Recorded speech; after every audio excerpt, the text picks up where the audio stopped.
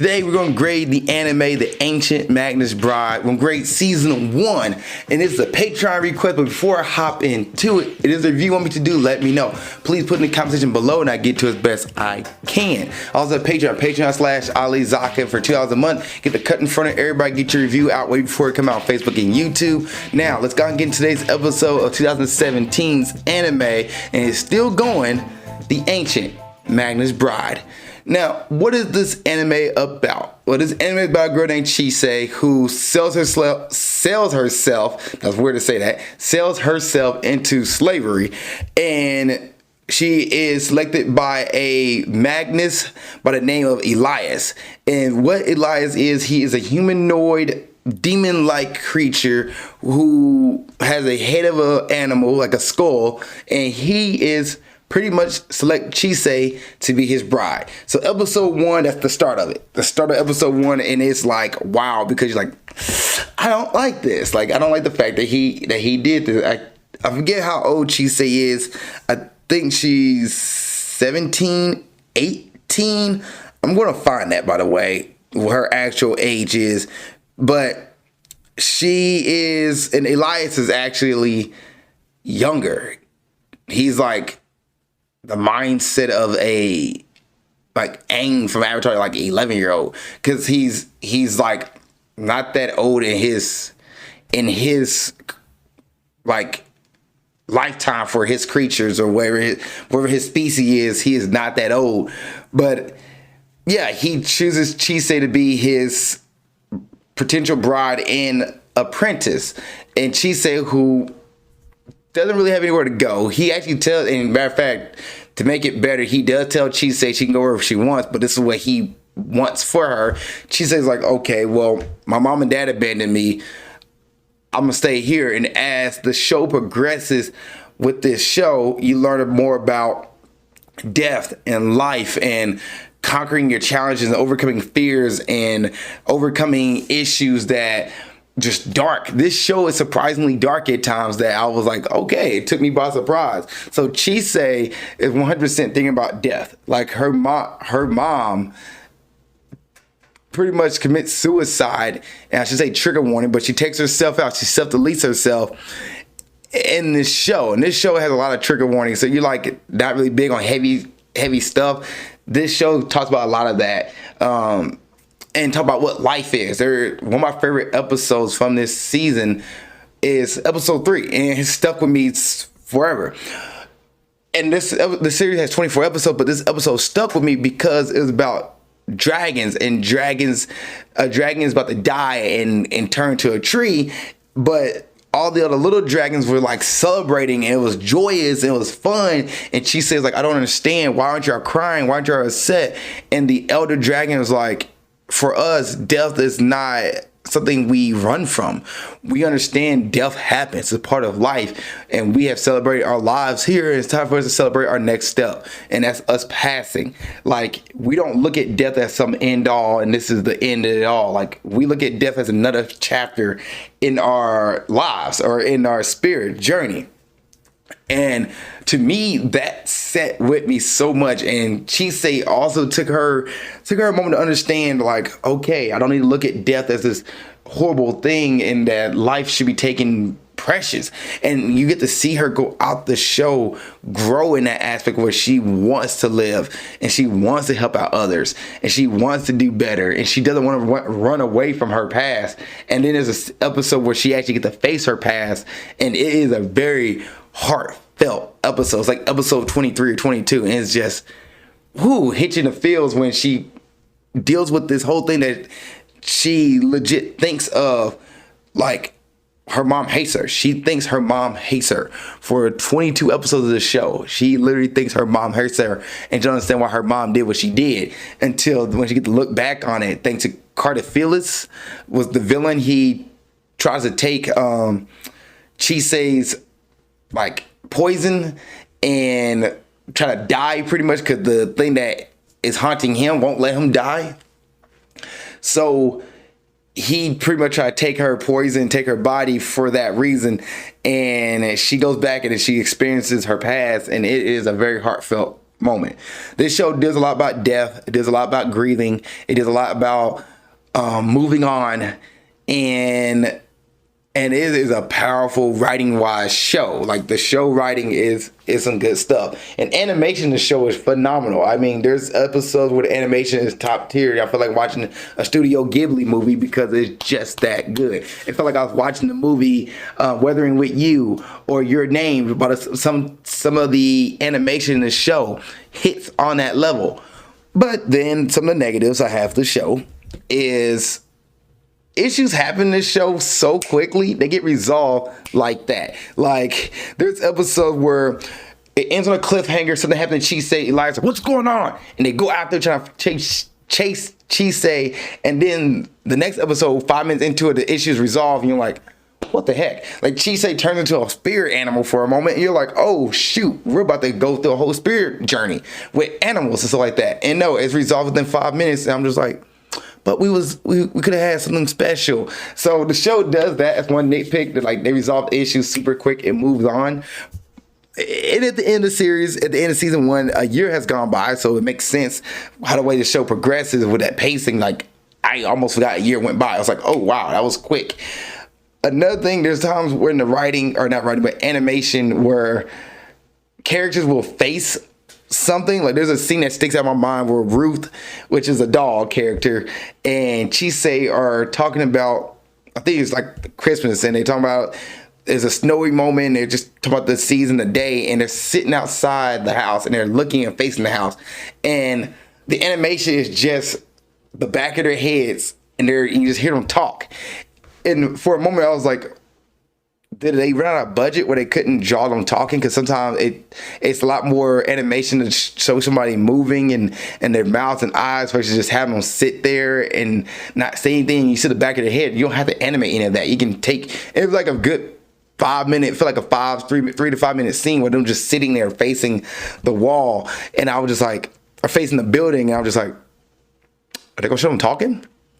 And the show does that a lot. Elias is actually, animation for his voice is rarely there, because, or animation when he talks is rarely there because he doesn't talk. So it helps him out a lot of time in animation because his mouth doesn't move. So there's times where you see Elias talking and he's just standing there. So there's just a drawing of Elias sitting there and you're just like, I think he's talking.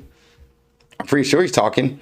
If I didn't have subtitles on or I didn't have the volume, I wouldn't know it all. So those are nitpicks for me, but the show's a good show. I enjoyed it. It was a lot darker than I was thinking it was gonna be about. Like, I was like, okay, Ancient Magnet Bride, cool, romance, and end up being a show about like life and death and grieving and overcoming challenges and facing your challenges and accepting who you are as a person. Like, Elias go through an arc where he had to accept that, like, in relationships, a thing about relationships, because Elias and Chisei do love each other and they grow this fondness with each other in this relationship, in this series, in this season, and they have to learn about each other. Like, Elias has to know what jealousy feels like.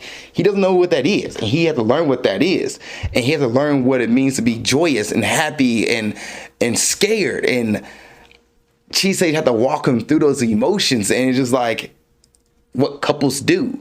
Couples help each other out. When one member of the relationship doesn't understand where the other one's coming from, you kind of have to walk them through it, and they have to be willing and open to learn. And that's one thing about this show that I thought was pretty dang cool, that they was open and willing to learn about each other and grow. And at the end of the season, you know, Chisei's wearing like a bridal dress, and pretty much they kind of like submit their love for each other. This was a really good show. I did have fun watching this show. There is action in this show. Action. It was not really an action show, action anime, but there is action in here, and sometimes the action does go by fast, but it makes sense for what the show is. It's not like a drag out Dragon Ball Z or Yu Yu Hakusho or One Piece of Naruto where the fight scenes go on for 5 or 6 episodes. Nah, it's not like that. The fights happen and they probably resolve within 3 minutes or 4 minutes of a show, and you have the rest of the stuff to build up to it and the rest of the drama and tension. But it's a fun show. I had a good time watching it. Pacing is probably would be where one of my issues would be at for the show, when like things just happen so quickly and just moving on. But then there's stuff in this show where like you have the Fae, or pretty much I guess she's a succubus, but she is like living off of a man's spirit. And he saw her years ago, and he saw her years in his garden, and he continued to tend to the garden because he's hoping one day he get to see the succubus again. But she's been sitting there because she don't know why, but for some reason when she made eye contact with him, she was just drawn to him, and she didn't never leave his side for 40, 50 years. And when they come back to this episode, because she says, like, I can tell him that you exist. She said, no, if I love him, I'm going to pretty much, I need to kill him. And she's like, I don't experience that. But then as the show goes on and they come back and he's dying, she asks for help. She reveals that, like, I do love him. I don't want to take his blood. And he's like, take my spirit, take my life spirit. You're a succubus, do it. But he was like, because of you is the reason why I stayed around a lot longer. Like, he lost his wife, and he didn't really care, like, to tend to the garden or anything, because he saw this beautiful creature in the garden. He knew that she was still there, so he constantly tended to it out of love. Like, this show, it hit the heartstrings for one. It did a good job there. It hit the heartstrings. It did a really good job. And I think somebody who's not into action shonen anime, but they could be, they like some action, like some drama, like some suspense, and like talking about life and death, this will be an anime for them. I think this is a solid anime. I really enjoyed it. All right, so let's go ahead and get into just some details about the manga, which is, this is based off of the Ancient Magus Bride. Is based off of manga, who is written by Kori Yamazaki. The anime, the season 1 is 24 episodes, and it is produced, I should say, yeah, the studio that produced it is Wit Studio. Characters, you have Chisei. She's your protagonist. She is a fun character who is willing to pretty much fight for what's right. She's looking to stand up for people who might not be able to stand up for themselves. She's looking to bring not justice, but just help out others, and willing to put herself to this, like, to the side in danger a lot. And a lot of times, a lot of other characters, like, you can't put yourself in danger for the benefit of others. But she's like, I can't watch people suffer. So she's like just a really good protagonist, and she's learning about the journey of, you know, not dying. She's learning accepting who she is and what she's about, and learn that life is more than just, you know, what your past is. You can grow from this and move on. Love it. Love her as a character. Elias is, for the most part, like, he's cool, but he's like the demon character that, like, to me, he's the, I won't say sidekick, but he is kind of like, I don't know how to describe him. Maybe because season 1 is not really about him, but he is more of like the mentor figure who he's learning about stuff as well. He's learning about what it means to be, you know, passionate, and what it means to have emotions. But for the most part, he's kind of there to make sure Chisei doesn't get in trouble or into danger. And if she does fall into danger, he's taking action to make sure she's safe. Like, he is the mentor, taking the character that looks out for others, and he looks out for Chisei really more than anything, and does things for Chisei. He's a boyfriend in a sense. Like, he might not care what Chisei's doing, but he wants to make sure she's safe and make sure that, you know, she needs him, he got her back, and he's there for her. Ruth is, I actually like this story. He's a dog, a graveyard dog spirit who his master got taken over by a evil spirit, and he has to learn to let his master go. His master died. He had to learn to let her go, and he sat at this graveyard hoping that she'd return, and Chisei finds him, and Chisei's like, no, she's not coming back. And they end up creating a pact with each other, so now he's bonded to Chisei forever, so he's like her loyal guard dog. But he was a cool character. He made sure Chisei stayed out of trouble, and he's like legit her guard dog for the series. Thought he was a cool dude. I liked him. I liked his personality. Angelica was like Chisei's role model. She is I want to say a sorcerer or a mage, but she can make things, make weapons, and she also has powers. I also just like her character design. I'm sorry, she's one character. I'm like, you know what? I'm cool with this. And all that fact, the character designs, this show is a unique show because it doesn't do fan service like most animes. Fan service is in this, but when you see it, you're like, okay, this is it's right there in her face, but it's almost subtle because like you're dealing with such things about like life and death, and then all of a sudden you just see this and you're like, all right, well, I wasn't expecting the queen of the phase to be like that, but okay, here we are, and this is happening. Fan service, like, and Angelica, she is one of the characters who, in a sense, is a fan service character, but not really a fan service character. Like, you can see where the artist was like had fun drawing her, but at the same time they keep it in good taste. Now I appreciate that about this show. Like, most of the fan service in the show is done in good taste, and it's not just like over the top. So props to that. And this show has a bunch of other characters in here, a big cast, but those, Angelica, I did it because I want to talk about Angelica, but everybody else like Ruth, Chise, and Elias are pretty much the main characters that we have here. And then I guess Cartophilos is the main villain that you get, and he is Joseph was his other name, and he's like, don't call me that. Pretty much he's the bad guy antagonist, and pretty much is a lot of reason why things happen in this show that Chise and Elias have to stop him because he's causing problems. So he's like your main big bad in this season, and they beat him at the end of it all and have fun. Like, they have fun at the all, and they beat him, stuff like that. But it's just a cool adventure to watch.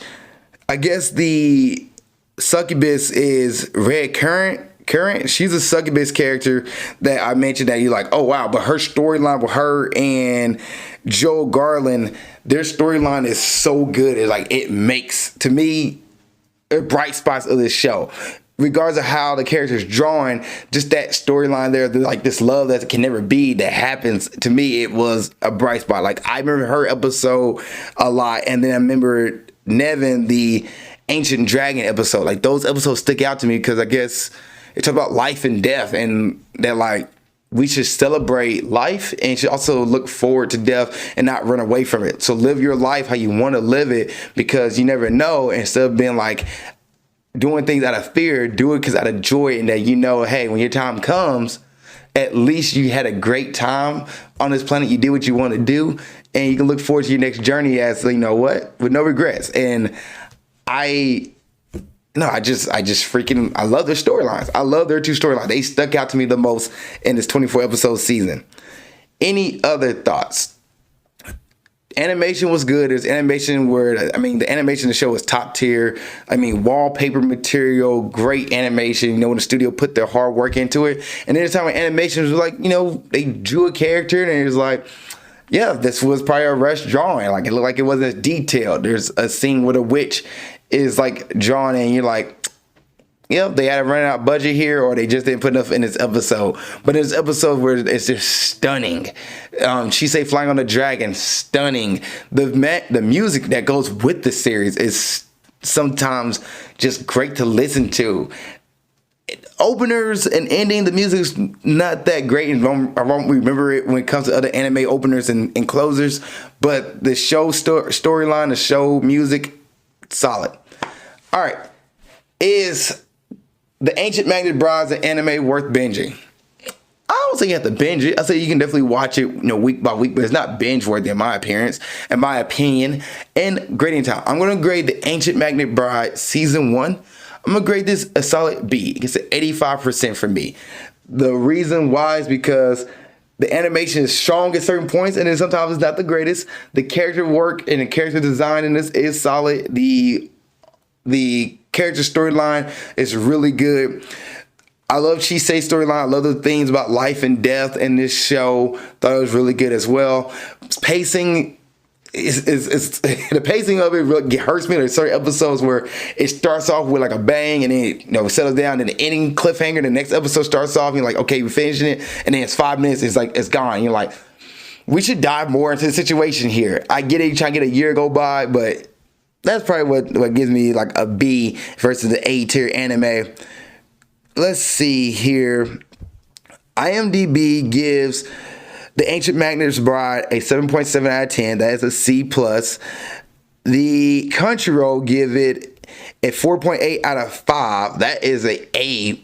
That's a solid A. That's a 95%. That's a solid A for season 1 and 2. I think just season 1 probably. maybe season 2, maybe it's both. And my anime list give it an 8.1 out of 10. That is a B minus. So I give it an 85%. I give it a B. If you've seen the Ancient Magnet Bride season 1, what did you think? Please put in the comment section below. Other than that, see you guys next episode, movie breakdown, series review, and keep being awesome. Thank you so much for making it to the end of this video. I really appreciate that. Please don't forget to like, subscribe, and comment. If there's a review you want me to watch or do, let me know. Please put it in the comment section below this video. Also, you want to watch the last episode movie breakdowns, it's right there. Just gotta click on it and you'll be able to watch it. Thank you guys so much. I appreciate it. Love y'all and keep being awesome.